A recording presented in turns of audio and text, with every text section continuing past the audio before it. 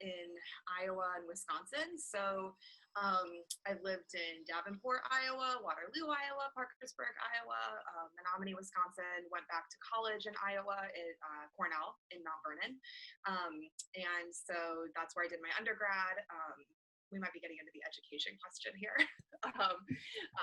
So I did my undergrad in Iowa and then went out to the East Coast for graduate school. But yeah, I grew up rural, working class, and also grew up very religious, like fundamentalist, evangelical. Did not grow up in any way out to myself. And the like fundamentalist evangelical Christianity very much informed particular like path. Like I married my college boyfriend who was my best friend, and the plan was to be professors and to go to grad school together and be in academia and be academics. Owning a lingerie business that was geared to the LGBT community was in no way a part of the life plan. My undergrad, I went to Cornell College. I triple majored in English, politics, and women's studies. And then I got into an English lit PhD program at Brandeis. I was very lucky. It took me 2 tries to get into PhD programs in the humanities, like very, really rough. Really rigorous. But on my second try, I got several offers from a number of places and kind of had my pick of the litter. And I really wanted to go to Brandeis to work with Susan Lancer, who works on women. She has a lot to do with narratology and the French Revolution and things like that. And I wanted to work on women's political writing during the French Revolution, which at the time seemed perhaps not so relevant to the current political climate. It now in 2018, in the age of Trump, seems astonishingly relevant to the current political climate. But yeah, I went to graduate school, PhD program. Like I said, I was married to a guy who also, his plan was also to be a professor. Like that was the goal. That was the plan. However, while in graduate school, I came out to myself, divorced my husband, who was also extremely conservative Christian, left the church, and had a lot of life changes, and ultimately decided to leave graduate school. Kind of realized that I loved teaching, but that the whole, how to put it, just the job options post PhD are real rough. The job market is difficult. Adjunct, which I saw a lot of my peers, not only from Brandeis, but Boston also has a very tight intellectual community. So there were people who I was, in classes with from other schools as well. We had there is a really great Boston consortium where people from BC and BU and Tufts and Brandeis all take classes together. And then of course we were all at readings and events together. So I saw my peers from Tufts and BU and Harvard also having trouble on the job market. Like everyone was having trouble. And I just read the room, and I was about 4 years in and was like, nope, this is not going to work for me. So August 2014 was when I was starting when I was set to start my 4th year. I was set to take my field exam. I was set to do my dissertation prospectus that year. And I was really in the space of having to commit to it. And I was simultaneously trying to come up with literally anything else to do with my life that was not going to be academia. I was like, okay, I love this, but I can't do this. What else could I possibly love as much as this? Writing was the obvious answer, but I did not trust myself to actually be able to make a full-time job out of writing. It turns out that now, 4 years after that fact, I actually am making a full-time job out of writing. About the fact that I was leaving. My advisor was not happy that I was leaving. A lot of people are not happy that I was leaving, but specifically that I was very open about it and very critical of the lack of support that those of us who chose to leave received. Because once we chose to leave, it was like, we were just sort of booted out and just dead to the program. And there was no real support or mentorship provided for those of us pursuing non-academic careers. At any rate, that's a whole different upfront about why I was leaving with my graduate program, not with all of the professors, but with all of my peers. The other graduate students knew what was happening. They knew about the business I was starting. They were very supportive, and that was really really cool to see. But simultaneously, none of us really had for-profit or business experience. I mean, sometimes you definitely have people in the programs who like do that first and then go into academia, but in my program there wasn't really anyone like that at the time who was there, and so it was sort of blind leading the blind, advice wise, like, which meant that I did have a strong writing background, but it's different, and the transferable skills totally apply, but it was a very steep, almost like vertical learning curve in terms of how precisely to just how to translate the writing skills into selling on social media, and a very public face of the company, and a very like, this is LGBT owned and I am a queer woman and like I'm running it and this is why you can trust the company, is because you can trust me.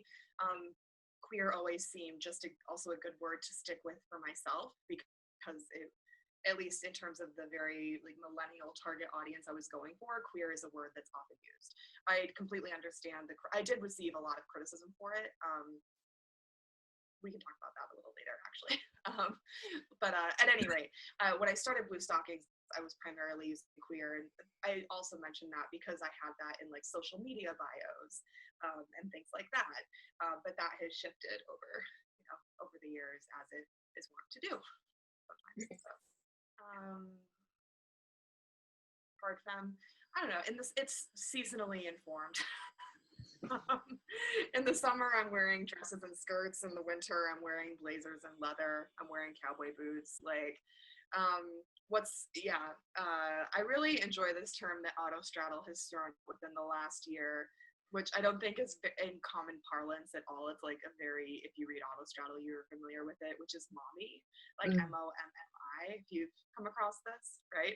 It's like the very like Reese Witherspoon, Big Little Lies, White House Black Market situation, which is half my wardrobe. So like I very much relate to and enjoy this term. But yes, I mean, style wise, I wear like 4 different colors and keep it pretty simple, pretty clean cut. Yeah. Which is interesting whenever I am traveling. Well, when I'm in queer spaces, I feel like at this point I'm confident enough that I am read that way, just because I'm to the point where I just don't care. And I think there's a confidence energy level that's there. But based on how I dressed, I think just walking down the street, no one would ever assume. And certainly when I was newly out a few years ago, and even for the first few years when I was walking to queer spaces, I was always assumed to be the straight friend. Because like, I have tattoos, but it's not like I'm, a super tattooed or pierced or, otherwise punk or alternative dressing individual. Yeah. Initially, the idea was that it came about quite accidentally. So like I mentioned, I was on the one hand in this space of just being deeply dissatisfied with my graduate work and wanting to get out of my PhD program. And I was just very much looking for a way out. One night I was not thinking about that. I was drinking with a friend on my porch in the hot August heat, like in Somerville, Massachusetts. And we were just shooting the shit. She's a lesbian, like she's actually the wife of a friend of mine who's in the graduate program at Brandeis. And we were just somehow, I don't even know how we got on the topic, but we got on the topic of lingerie, probably because women wear it. But I also, it's like a hobby. I enjoy going to boutiques. I enjoy fancy designers. I enjoy things like that. So anyway, we somehow got on this topic, but also about how heteronormative boutiques are. We were bitching about Victoria's Secret. Like we were just, going down that rabbit hole, and somehow ended up in the land of, why aren't boutiques more LGBT friendly? Why isn't this just a more accommodating place to our community? So many people have really uncomfortable experiences. And I think I just randomly spat out, I should start one. Like, why not me? I should just start one. I was drunk. Okay. So like this idea should not have taken root, like in hindsight. However, I, was up the next day and clearly remembered the whole conversation and couldn't shake it. and just kind of started looking around and doing some digging, doing some research. Does anything like this exist? What kind of brands are out there? What, just doing some very intensive, obsessive digging, which as a graduate student, I was very well trained to do, and quickly determined within 72 hours, nothing like this was out there, that I could very easily put something like this together. And I was probably the best person to do it, because why not me? Because it wasn't going to happen anyway. And so that's how it came about. It was very much an impulsive thing. That I just quickly put feet under, and put a plan underneath, and did the research to figure out how I'd make it work, which I look back on it and I'm like, that is some wild confidence that I had, because I also didn't have the money, but I figured out a way to get the money. And that is just bonkers to me when I look back on it. I'm like, what kind of, just wild confidence, asinine desperation I had to get out of my program. I don't know what. But I also had the idea that I could do it as kind of a trial run during my last year of graduate school, because I was already for sure going to be doing my 4th year of school. Like, I was signed up, I had teaching obligations. I was definitely committed to one last year. And I figured that this could be like a side project, test run, trial run.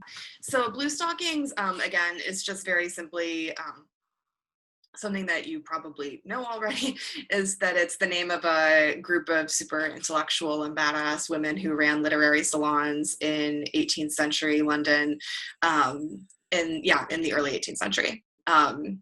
And so I was inspired by my graduate work. It also was not lost on me that the name was conveniently lingerie oriented. So,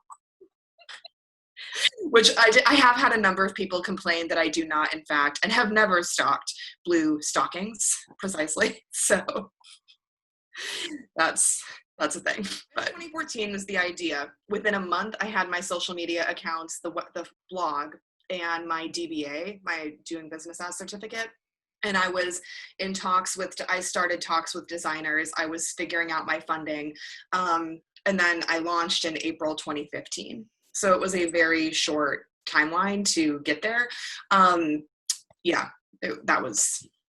it was like August, September, in terms of actually getting a social presence and a blog and starting to build some groundswell interest. One of the people who immediately jumped on board was Cora Harrington, who runs The Lingerie Addict, which is the largest lingerie website in the world. And Cora is queer herself. And she's since become a very close personal friend.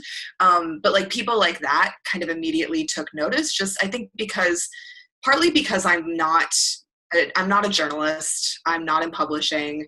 I was coming at it from a very academic perspective. I had a very different way of talking about what I saw as major issues with representation in the lingerie industry, and a lot of people paid attention to it, which was kind of surprising to me. I was hoping to resonate with some people, specifically within the community. I did not expect a lot of people to pay attention. And when it actually launched, it got a lot of press attention, which was very surprising to me. Very welcome, but very surprising. It's e-commerce retail. So it's actually a very traditional retail business model, in that I buy wholesale from independent designers and then do a 40 to 60% retail markup for the store. So pretty much anything you would buy in a lingerie store. I did aim to launch, how to put this? When I started, I wanted to offer as much as was humanly possible in as large a size range as was humanly possible and as many kinds of products as was humanly possible, because I wanted to have something for everyone and I wanted everyone to be happy. This is not actually possible with the store. And I have since narrowed the store's offerings quite significantly. In hindsight, just should have been doing that all along. But hindsight's 2020, and you learn. So, what kinds of products in terms of underwear? Basically all kinds of cuts that you would find in a typical boutique. So, like from thongs, bikinis, that kind of thing, but also gender inclusive items like packing briefs that you would not, for example, find in a normal lingerie store. Or I shouldn't say normal, mainstream is the word that I would typically use. And then when it comes to bras, I was offering underwire and then also bralettes in a pretty large size range from extra small to 3X, which is very atypical. And then for bands, I opened with 28A to 42, 28 to 42 band and A to G cups, which is kind of wild. I remember telling some boutique owners who I knew that that's what I was opening with, and their eyes almost popped out of their heads, because that is, on the one hand, stores and brands get a lot of flack for opening with a very limited band size range. However, when you think about it, like each of those bras, so that's, I should have done this math before I talk to you here. Let me do this really quickly. That's, okay, 20, let me count really quickly. 28, 30, 32, 34, 36, 38, 40, 42. Okay, that's 8 bands, A, B, C, D, double D, F, G, just 7. Okay, so that's 45 sizes. So that's 45 SKUs. And just let's times it by $35, say, wholesale per bra, if these bras are retailing at $70. So that's like about roughly $1,600. It's actually $1,575. That's almost $1,600 like per run of just one type of bra, like in one color for a wholesale order. That's insane. Like that's so much money for one item in one, just, I mean, considering that with my whole inventory, my whole opening inventory, I had a budget of about $15,000 I was working with. The fact that like one run of one bra can run you $1,500, like that obviously eats up a lot of that money. So yes, a major thing I also opened with, I did not open with a lot of loungewear. I had very limited. I did open with sex toys. I thought that would be a bigger part of my business than it ended up being. They basically didn't sell. That was fine. I wanted to offer them. They didn't go. That's cool. Another thing that I very much cared about doing, though, was offering nude bras for women of color. Nubian Skin, which is the preeminent brand for that, had also just opened around the same time, and I was one of the first, if not the first, to pick them up. I think I was the second or third retailer, maybe the first e-commerce, though. This was before, like long before Nordstrom picked them up. And yeah, so I was offering Nubian Skin like from the start of the thing, and having nudes for everyone, which was really important to me. It was like either you can or you can't. Like you don't get to just offer nude bras for one skin tone. Like that's not an option. Since we do have them now, that's not a thing you get to do. Not that plenty of boutiques don't still do it. So I don't know if that answers your question. That's kind of the general overview. Oh, and also binders. Sorry, that's the other important thing that I really wanted to also offer. Was just gender inclusive under things. So packing briefs and also binders, which have continued to be bestsellers like through and through since day one. Mm-hmm. Because I also offer them in several different cuts. I've always offered only black, but I've offered full tank, half tank, and then also a strapless option, which is obviously the least compression, but has been a really popular option for people. Yeah. It also looks more stylish than some of the more medical looking binders that people have had access to historically. By Danae, which honestly, I'm not sure if I'm pronouncing correctly, but she is a designer based in the Netherlands. I talked to several brands. I contacted several brands and have continued to contact several brands about stocking wholesale. Underworks never got back to me. They're the ones that are by far the most well-known.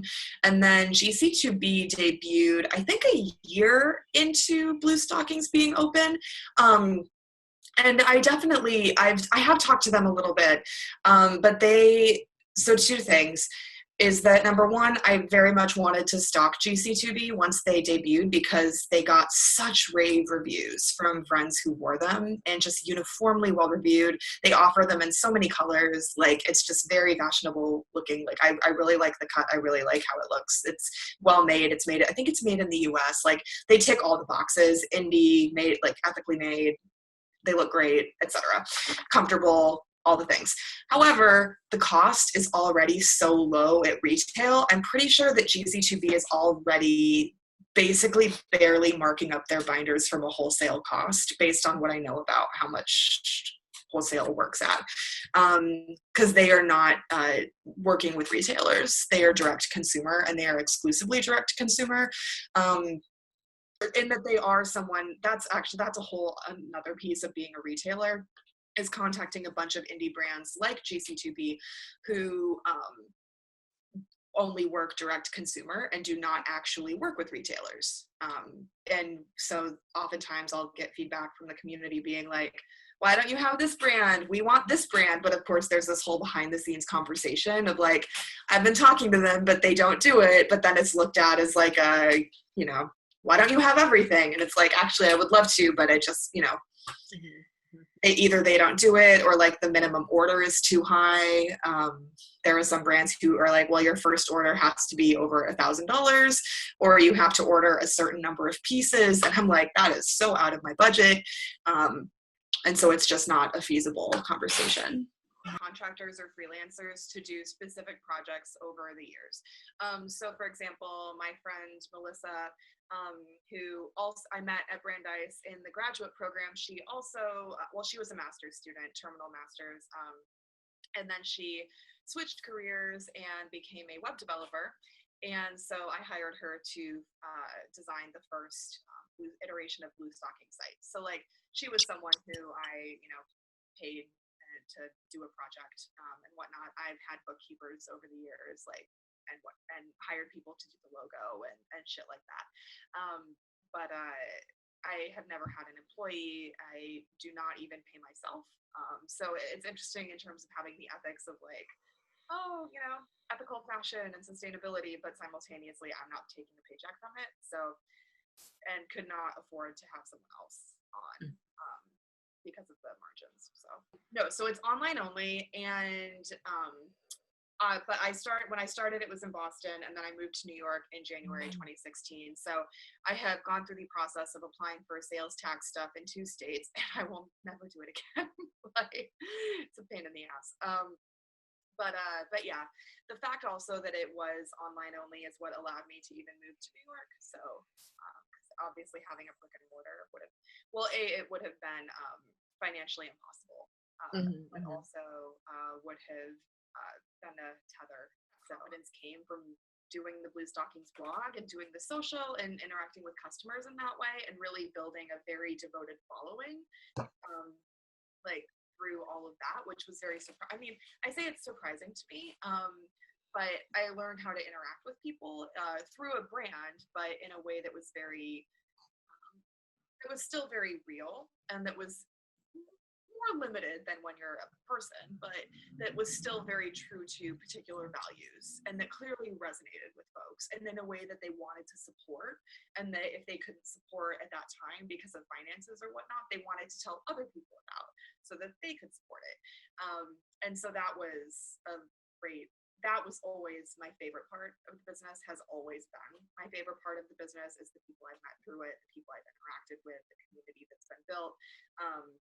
Accounting and order fulfillment and things like that are definitely my least favorite parts, but they're but they have to be done. So yeah, I mean, the only other thing I'll say is that I do a fair bit of research about brands beforehand, and I did pretty quickly narrow down that I wanted to work exclusively with independent companies, or independent brands, I should say, that were manufacturing ethically, although that is at a certain point is kind of a given, since it takes a lot of money and a lot of production power to even be able to afford the minimums that you have to be able to have to order and to work with factories in China and Malaysia and Morocco and places like that. So occasionally, splurge on seasonal colors, but also ones that I thought would still do well. And sometimes I was right, and sometimes I was wrong. I've only ever really been wrong about something I thought would do well one time, and it was about a piece that was black. And that, given that black is uniformly always thought to be a safe option in lingerie, that was astonishing to me. So yeah. Initially, I did not have any imagery of my own to be using. And so something that was important to me when I was choosing brands was who had images and who was conscientious about their models and about how they represented themselves in a very thoughtful and smart way. I didn't want to be partnering with brands who were exploitative about how they represented women, how they represented people. Queer inclusive imagery is hard to come by on a good day in lingerie. And so I wasn't necessarily hoping for that, although I did make a point to stock a few queer designers, like Play Out, which is Abby's brand, and like FYI by Danny Reed. I don't know if you talked to her. But so there was some imagery that I was able to get that was like very explicitly queer, which was fantastic. But most of it, I was just aiming for images that were basically anti-Victoria's Secret.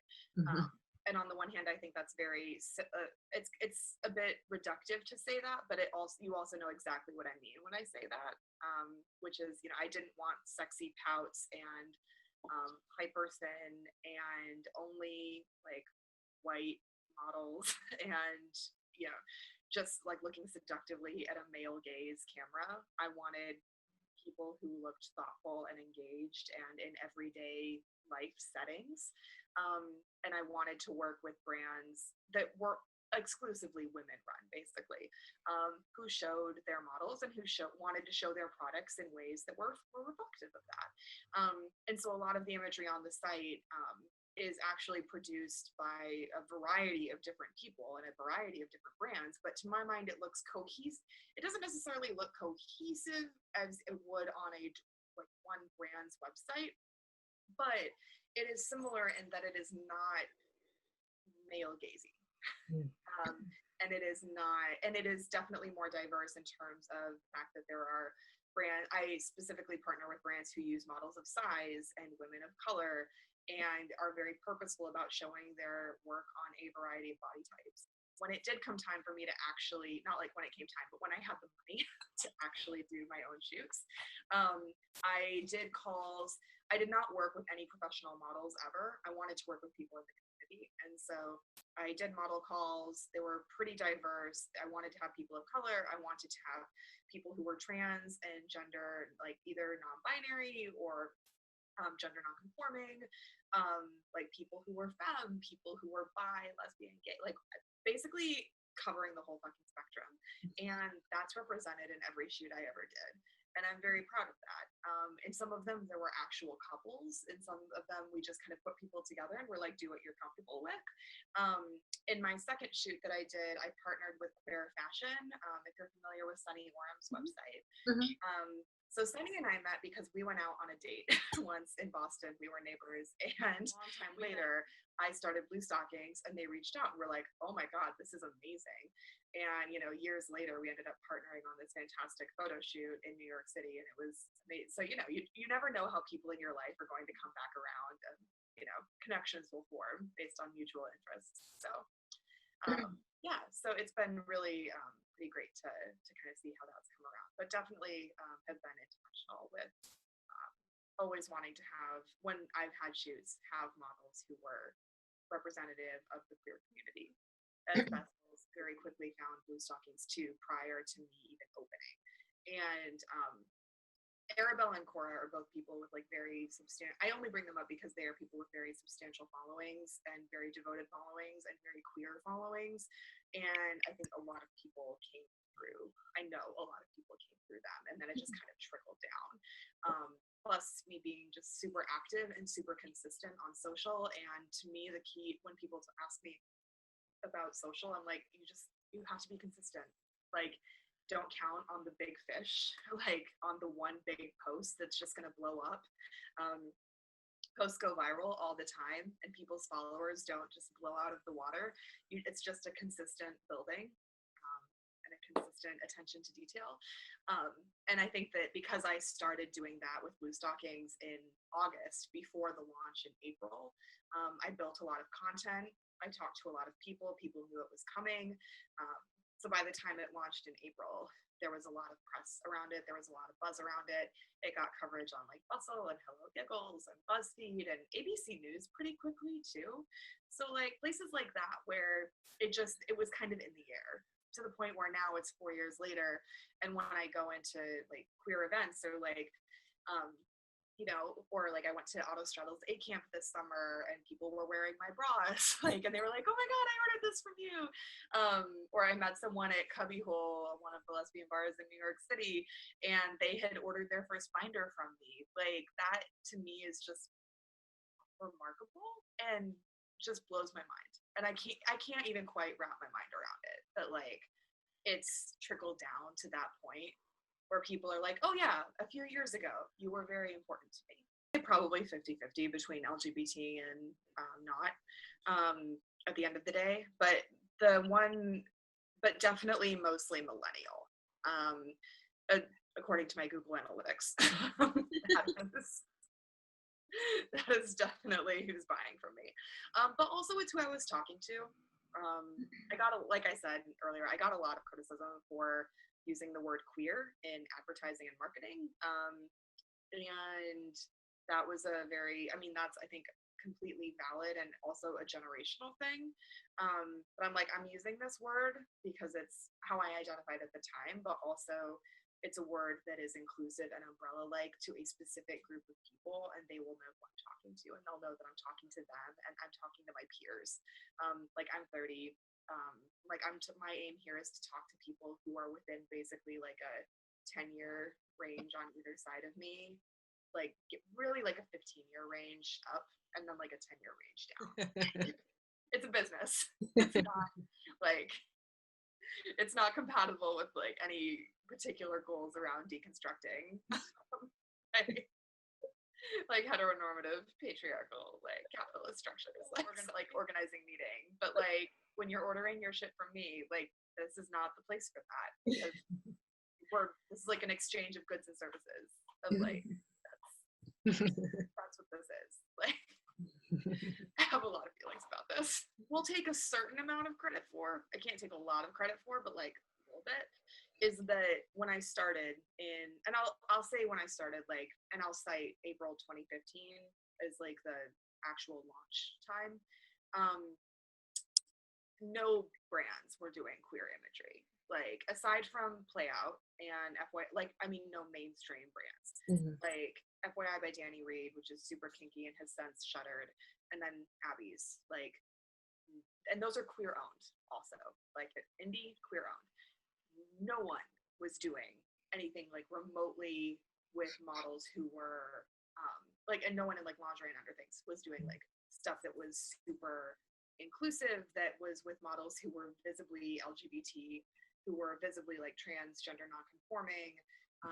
Visibly is the wrong way to put it, but like, you know, shoots that were with people of a variety of body types and people who, and also like shoots that were not just homoerotic between women for the sake of the male gaze, because that has been going on for years, and I've written about that extensively actually. Like just look at every Victoria's Secret photo shoot ever, or Agent Provocateur does a lot of shoots like this that are super explicit, like very kinky scenes between women and wearing lingerie, but it's like it's very visibly like for some kind of male voyeur. It's just straight up male gaze type shoots. In the years since, and I don't know how much credit I can precisely take for this. However, like a lot of imagery has come out that has become more queer friendly within lingerie spaces, from Aerie, even like just from different mainstream brands. MeUndies has launched. Like it's just been I feel like the landscape is diversifying at a really rapid rate at a pace that is such that mainstream brands and whatnot are going to very quickly kind of like outstrip queer-owned brands serving niche markets, which is probably as it should be anyway, just like mainstream brands actually understanding how to serve a number of communities well. Like, shocking. But the imagery has gotten a lot better. I'll just say that I think the imagery has gotten a lot more inclusive, and I think that a lot of the conversations that Bluestockings has been a part of has helped that.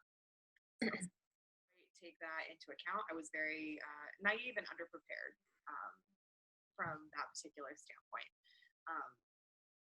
Partly, yeah, just not having a business background, not having a family who was in this, not having family money, like, and I did as much research as I could, but also not a lot's widely available. Like, did not seek out investors. I took out a student loan, and which I have not made really public because I don't know how much trouble I would get in for that. Probably not a lot, but who knows? I'm still in graduate school, so I was like, well, I can get money because I have a student loan available to me, and that's like mostly how I did it. That and a credit card, which are probably not the most advisable ways to fund a business, but that's what I did. And yeah, so the money thing was very surprising. But at any rate, I really encouraged the models to have a lot of agency in how they were posing and in where like the places that they were taking in the photos. And in hindsight, I should have done more direction, and I should have changed up the shots a lot more so that there were some shots with some people in front and some shots with other people in front, and kind of no matter what the model's preference was. And because again, these were volunteers and they weren't getting paid, like I was very accommodating, and I should have been more conscientious of how it would appear if some models were always, say, in the back because they were a little more introverted and that's where they felt more comfortable. Because in hindsight, one of the models who was a little more shy and preferred to be in the back was a trans woman, who's actually since become a very good friend. And then she and her partner were both in the shoot. They're the ones who hired the photographer who did that shoot to do their wedding. We all went to A camp. Like, it's a very, again, like this is one of those delightful like circles of concentric queer friend stories. However, because she was in the back, the post went viral on Tumblr around criticism of putting trans women in the back of the shot. And it very quickly spiraled into the Jeanna is a TERF conversation, which I just stayed out. My approach to that was just not to touch it. I was like, there is nothing to be gained from engaging in this. But I did get a lot of email, like, was definitely more careful the next time, and like provided more direction, and I was more confident. And yeah, I try to be more at the forefront. I feel like I can parry criticism when it comes to things like sizing and things like pricing. I can parry that to like there are some people who are just going to be mad anyway, but I can parry it with explanations and very, very forthright and like detailed blog posts and articles that I've written for sites like Racked, which is now Boxes the Goods, around my budget and around the background of the store and around the kind of financial parameters that independent fashion businesses are working with. I feel like that goes a long way in just explaining the constraints, but around other things that they're just never, you can never control. When I was still in Boston, I did bra drives both in person and also mail-in because, again, like it's an e-commerce business and a lot of people knew that it was happening and wanted to contribute. And I did bra drives for Rosie's Place, which is the oldest women's shelter in the country, and it also is LGBT inclusive. It's really awesome. And I say bra drives, but also accepted used binders. And so I did that a few times when I was still in the Boston area. And then also started something, and I forget exactly when I started this. It was pretty quickly in, but an 18 on the 18th is what I called it, because the 18th was like the birthday of the business. And it was like donating 18% of sales on the 18th of every month to a different organization. So like to the Trevor Project, Sylvia Rivera Law Project, Planned Parenthood, places like that. To just kind of also be like, hey, this is some charitable giving back that we're doing. Again, like, and partly to mitigate some criticism that I was getting, especially in the beginning around like, you aren't for everyone and like, your stuff's expensive. It's like, yes, we're also giving it, like, from day one. And this is something I'm extremely happy about and will always be happy about. I offered a student discount from like the start, because I was a grad student at the time and I liked lingerie that I couldn't afford. So I was like, this does not hurt anyone. Like, a 10% discount, this does not hurt anyone. Like, just fucking mail in your ID and you get a permanent discount. And a lot of people did it, and it was great. And then pretty quickly, like within a few months of the business starting, I also instituted a sex worker discount, which I also continue to be and will always be really fucking happy that that happened.